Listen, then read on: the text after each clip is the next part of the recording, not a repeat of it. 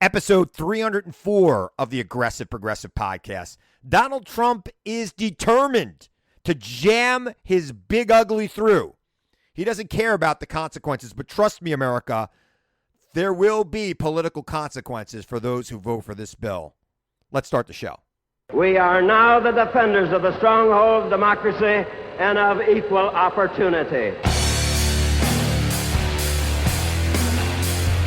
You and I, as citizens, have the obligation to shape the debates of our time, not only with the votes we cast, but with the voices we lift. The people are looking for honest answers, not easy answers. The very word secrecy is repugnant. Clear leadership. And we are, as a people, not false claims and evasiveness and politics as usual. Opposed to secret society. But ours was a nation of the ballot, not the bullet. And a secret proceedings. As a people, we cannot afford to let any group of citizens or any individual citizen live or labor under conditions which are injurious to the common welfare. Black, white, Latino, Asian, Native American, young, old, gay, straight, men, women, folks with disabilities, all pledging allegiance under the same proud flag to this big, bold country that we love. That's what I see. That's the America I know. Not because they are easy, but because they are hard. There is nothing wrong with America that cannot be cured by what is right with America.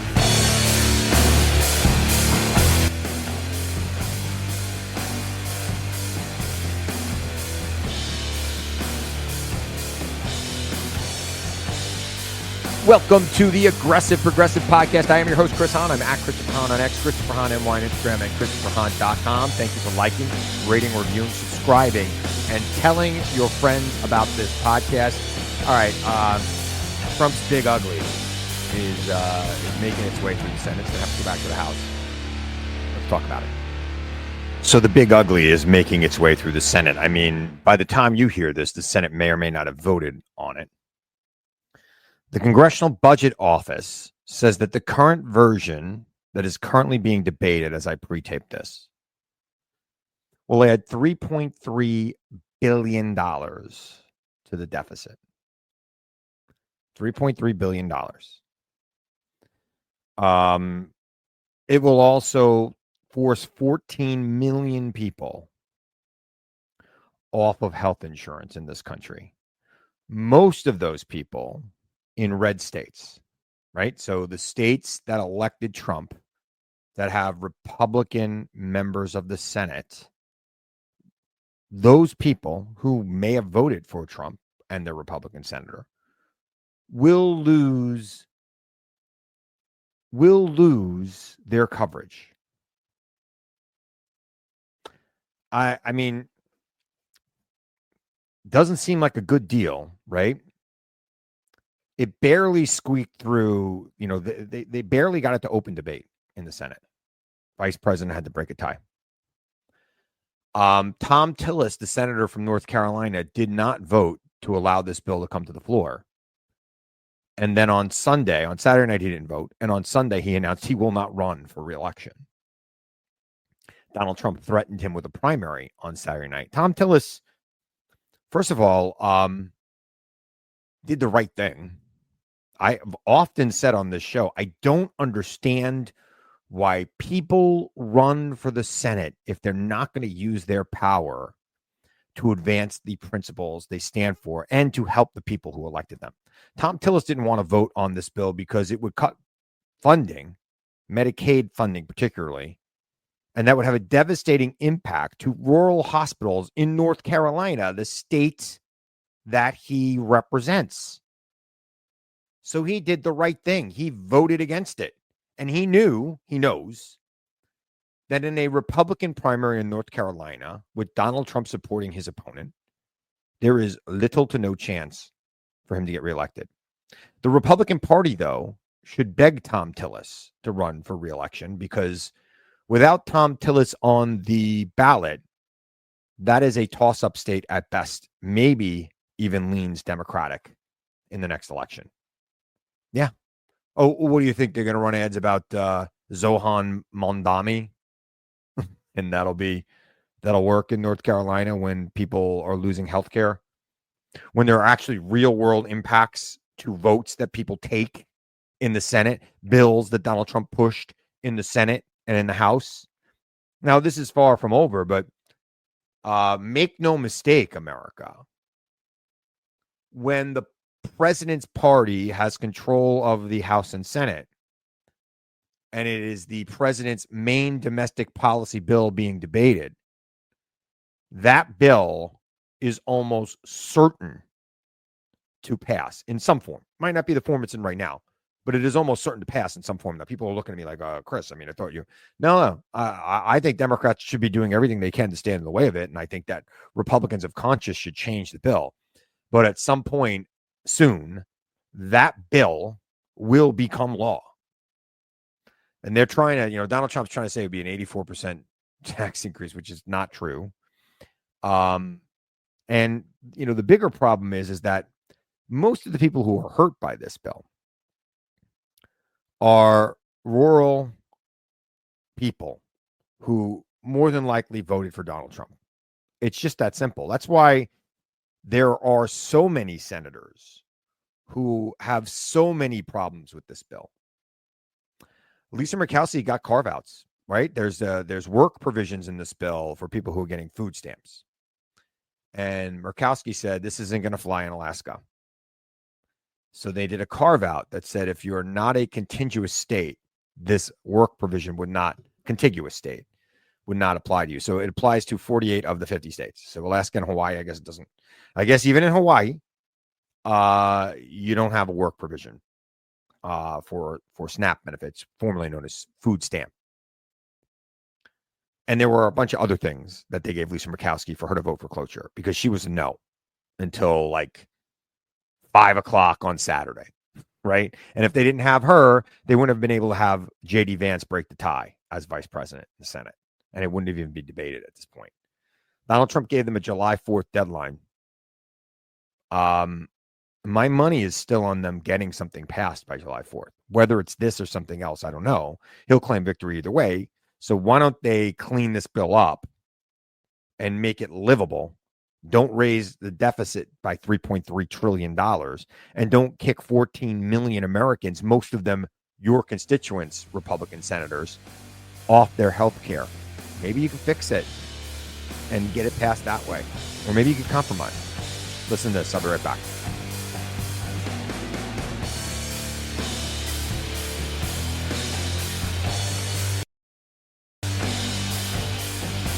Welcome back. I am your host, Chris Hahn. I'm at Christopher Hahn on X, Christopher Hahn NY on Instagram, and ChristopherHahn.com. Those are my socials.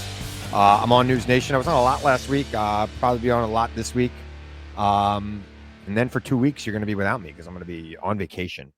So check me out there. And, of course, download the Aggressive Progressive podcast wherever you get your podcasts if you're not already listening to me on the Aggressive Progressive podcast. So let me just take a moment of personal privilege to discuss something that has been on my mind over the weekend. My daughter graduated from high school, my youngest, and very proud of her. She's going off to college and working all summer, doing great things. But as a father, graduation's a bittersweet thing. Right? You're so proud and you're so happy of the adults, the woman that my daughter's becoming. She's 18 years old. But you kind of feel like your purpose on this planet is fading. Hear me out for a minute. Like, what are we really here for, right? I mean, I come on here, I talk about these big political issues with you, and some of you reach out to me and we argue, or some of you reach out to me and agree with me. I love you. Love you all either way, as long as you're nice. But really why we're here is to get the next generation up and going. That's really the whole point of humanity, right? We're here to continue the existence of humanity. And my daughter is a very independent woman already at 18. She takes care of herself largely. I mean, not financially, not yet. But in other ways, yes. She works. She works really hard at school. Didn't need my help in that. I mean, I got tutors over the years and things like that who were very helpful. But she works really hard. And she's going off to college where she will work really hard. And it becomes very evident that they need less and less of you. Now, we all read the book, The Giving Tree. I know I have. And the moral of the story of the giving tree is that tree is the parent, right? And we give everything, cut off my limbs, cut off my trunk. What do you need, right? But what happens when they start needing less and less of you? How does that make you feel?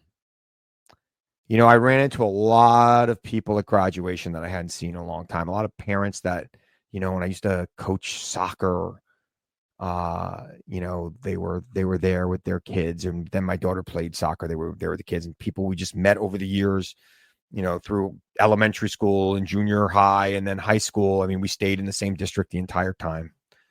And it was just really great to see them. You know, really great. Some of them you lose touch from. Right? Your kid stops. My daughter got hurt, and soccer became less of a thing for her over the years. And you know, some people you just don't see that often, and then you see them, and it's just great to see them. And it just brings back these memories of the kids being young and little.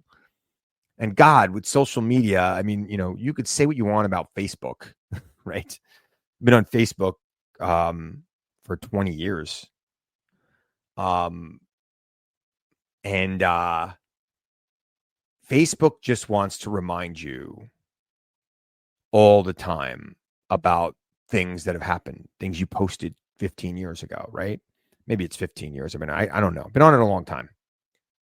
And I am constantly reminded of my daughter as a little girl, whether it was playing soccer or dressing up as a princess or going to a school play or, you know, Girl Scouts, all of these things over the years, just a constant reminder of that. And then, you know, she went to prom last week. I mean, she looked like a movie star. And now she's going to go off to college. And I got to tell you, I am very sad. And you might hear it in my voice. I'm happy and I'm sad. It's like, I don't even know how to describe it. I mean, bittersweet doesn't do it justice, right? It's like I'm a manic about it. Like I'm thrilled at her progress and her success, and both academically and personally. But I am sad that she will not be in my house anymore. You know, I mean, she'll come home for summers, and maybe she'll come home after college like my older daughter did and stay here for a while. But I'm an empty nester pretty much now. She's working at a summer camp all summer. I mean, she'll be back and forth a lot because it's here on the island. But I'm an empty nester, my wife and I. I mean, I got two crazy dogs that take a lot of effort, but it's a sad thing. And I know a lot of you listen to me today, you know, graduation weekend in New York was this weekend. Some of you might have had it last weekend. I know a lot of you are probably going through the same thing. That we're really proud, we're really happy, we're thrilled. And then on the other side, there's just that little twinge of sadness that, you know, this team, they're breaking up. Kids are going off to school, doing their own thing. They're going to find their own people. And that's a good thing. We all did it. It worked out for most of us. And all we can do is pray that it works out for our kids. I'm pretty confident it will. And we're here to catch them if it doesn't, and to guide them into a place where it's happiness. A place that is happiness. Listen to this. I'll be right back.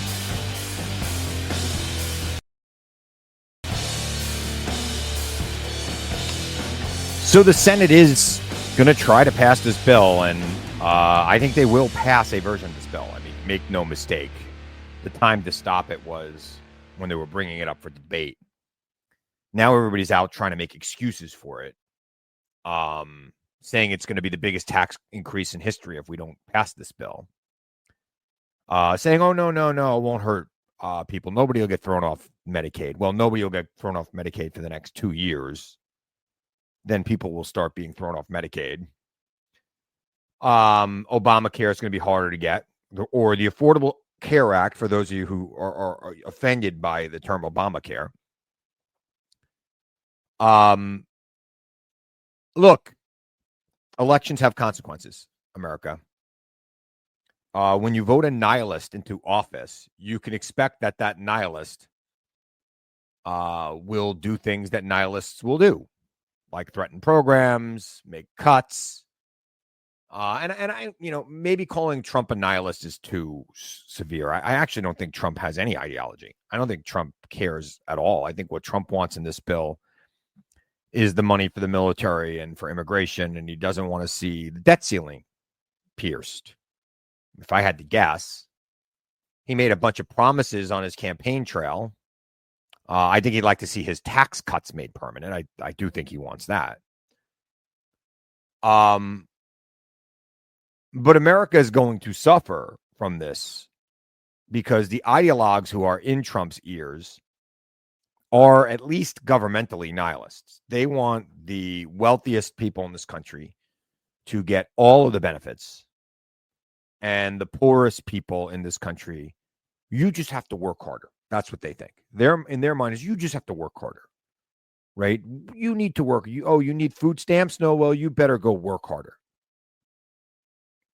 Oh, you need health care? Well, you better find a job that has health care.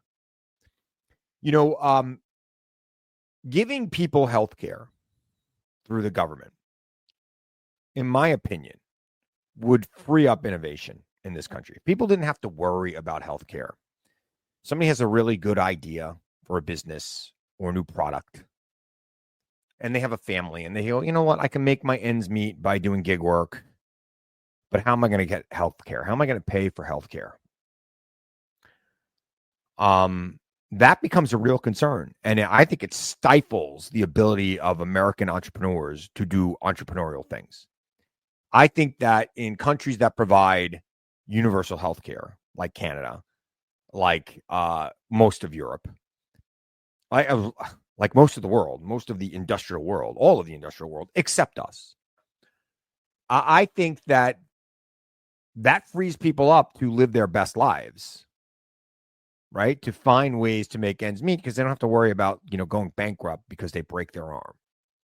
In this country, prior to the Affordable Care Act, the vast majority of bankruptcies were caused by medical issues.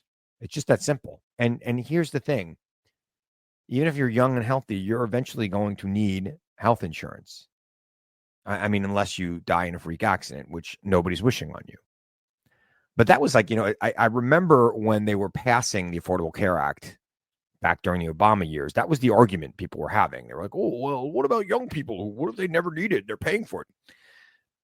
Again, what if you never get Social Security? You're paying for that. I mean, it's a slippery slope, right? What if you're a young person paying into Social Security and you never make it to retirement age? Again, these nihilists, these governmental nihilists, they would get rid of that too. And I think that Trump, I think Trump had a good week politically last week. And I think he's feeling his oats right now. And he's putting a lot of pressure on senators to vote against their interest. And we talked about, we'll talk about Tom Tillis resigning, or not really resigning, but, deciding not to run again because he would have been primary. He would probably have lost the primary. And now that seat is fully in play. I would imagine that Democratic former governor, two-term Governor Roy Cooper, who just left office last year, will run. And he will be the prohibitive favorite to win that seat in North Carolina. And I saw an interview with the other senator, Tillis's counterpart in the Senate, another Republican, just towing the party line. I mean, he's not up for re-election for 4 years, so what does he care? 5 years. Towing the party line. Because right now, he might as well stay in the good graces of the president. He doesn't want to have the same problem his colleague Tom Tillis has with the president. The president's putting a lot of pressure on people to vote against their interests. And believe you me, America, these Republicans will vote against the interests of themselves and their constituents. And then we'll see if the American people hold them accountable in a year and a half. I believe they will. Listen to this. I'll be right back.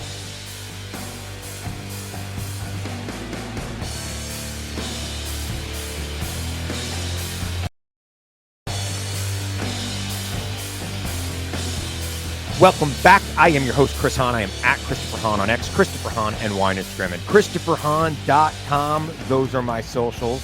I hope you're watching me on News Nation. I've been on a lot lately, talking about a variety of things. So check me out on News Nation. It's news for all Americans. I just want to circle back to the topic we keep talking about, Democratic electability in this country. And, you know, I talked about how Roy Cooper is probably going to be the favorite to win the U.S. Senate seat in North Carolina, and he should be. And he is a Democrat, and people are saying to me, well, Chris, is it because the Republicans are just collapsing and Tom Tillis and they've been running some weird guys in North Carolina? There's a Democratic governor in North Carolina.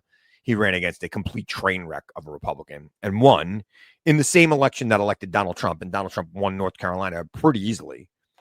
You know, here's my thought, America, and you know, I've been thinking about this a lot. I've been talking about Zohan Mamdani a lot on TV, and why he won, why he didn't win, or why he won, why Cuomo didn't win. You know, Mamdani ran a real hip, fun campaign, got 50,000 people to volunteer, and yeah, does he have some stupid statements that in his background? Yeah, he has some real anti-Semitic statements in his background. You know who else does? Trump. Remember when he said there were good people on both sides of a riot where people were chanting, Jews will not replace us? Did you think that was not anti-Semitic? Did you think that Elon Musk, who was his, BFF for the first 6 months of his presidency, giving the Nazi salute wasn't weird? Wasn't anti-Semitic? Democrats all need to answer for Mamdani's statement that he made about Intifada, I guess. I don't know why people say stupid stuff like that. But, I don't hear Republicans answering for all of this Trump nonsense and Musk and every single question. Now, here's my advice to Mamdani, who, by the way, got a lot of Jews to vote for him. Lots. Okay. You need to clean that statement up. I get it. You got a problem with the war in Palestine. I think we all do. Gaza. I get it. Clean it up. We could all call for peace without calling for intifada. It's not the same. Intifada is war. And it is indiscriminate war, not against troops, but against civilians. And you should change your tune on that immediately and say that you're young and stupid, and you sometimes say stupid things, which young and stupid people do. Donald Trump is old. What's his excuse? I think Donald Trump and Mamdani ran very similar campaigns. They were populist campaigns. I mean, Mamdani's campaign had nothing to do with what was going on in Gaza. He was talking about lowering prices for New Yorkers, right? Donald Trump was talking about lowering prices for New Yorkers. Donald Trump has a history of saying some extreme things. So does Mamdani. Again, he had called for the defunding of police when he was not in office, okay? And while he's been in office, he has not introduced bills to defund the police. Let's be clear. When he was a young guy getting active politically during that ridiculous defund the police movement, he latched onto it. And believe me, it was a ridiculous movement because it squandered the opportunity to have real reforms in policing. There was a real feeling after George Floyd that there should be reforms in policing in America until there was a movement called Defund the Police. The people who came up with that slogan should be barred from politics forever because they sabotaged their opportunity to get real change.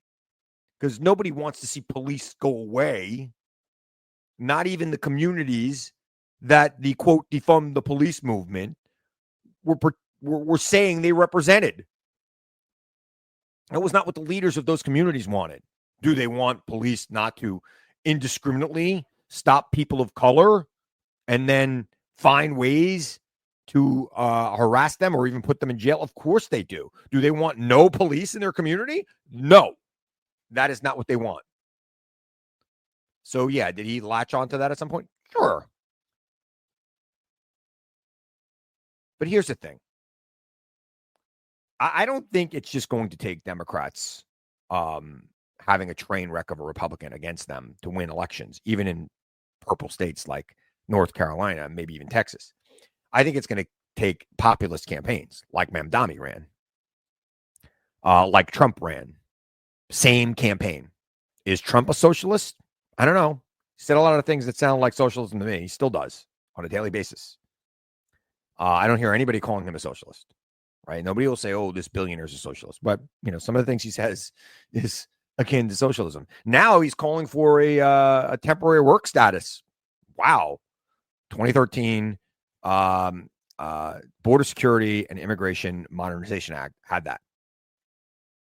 Didn't pass. The Biden bill had that. Didn't pass because he didn't want it to pass.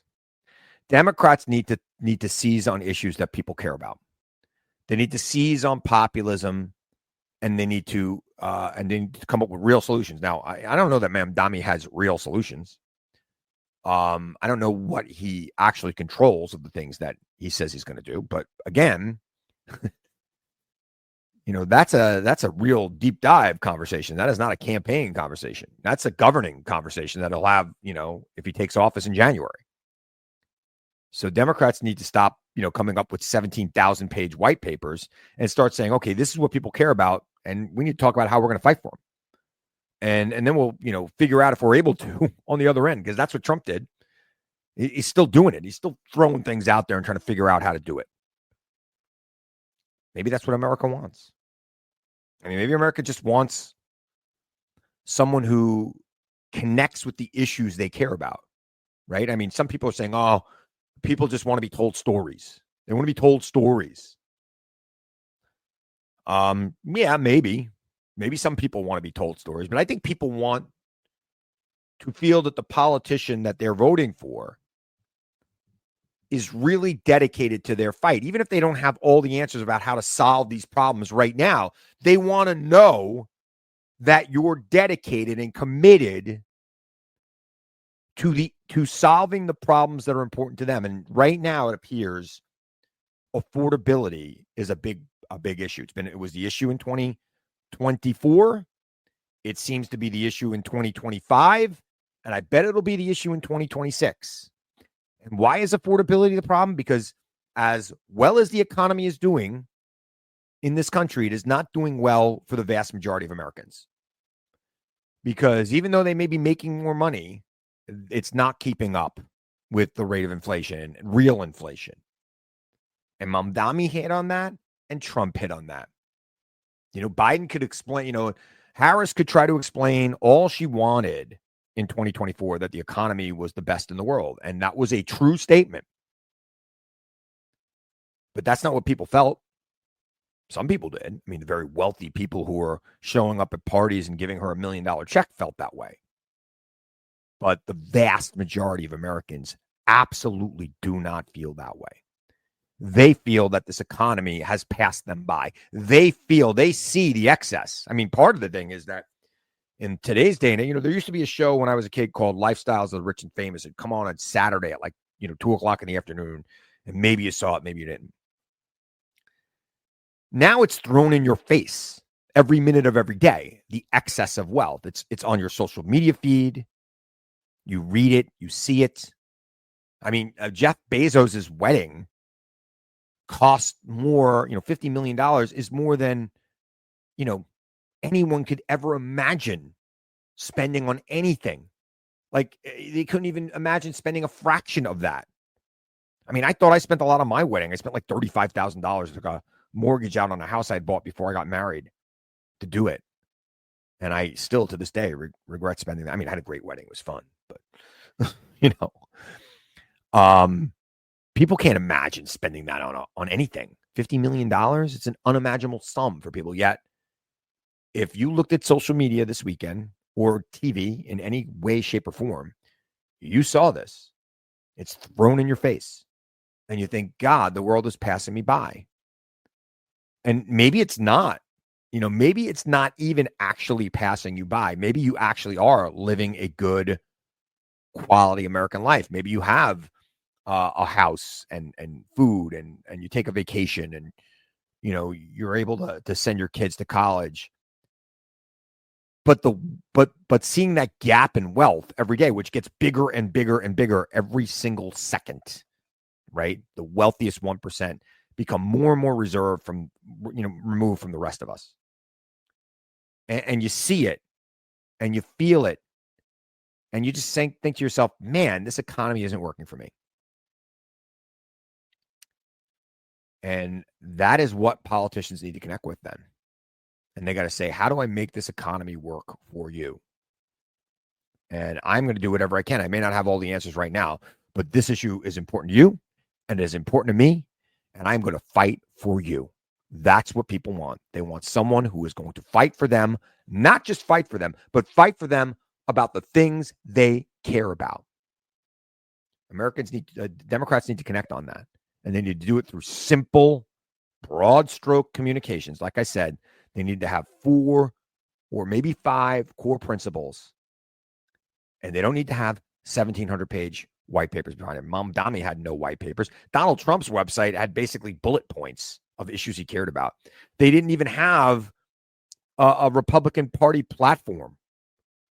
You don't need a white paper. The white paper is only going to get you in trouble. All right. I'm going to remind you now, as I always do, to seek the truth, question everyone and everything, even me. Seek the truth. I know it's out there. I know you'll find it if you look for it. And I'll be back here again real soon to tell you the truth as I see it. I'm Chris Hahn. Thanks for joining me on the Aggressive Progressive Podcast.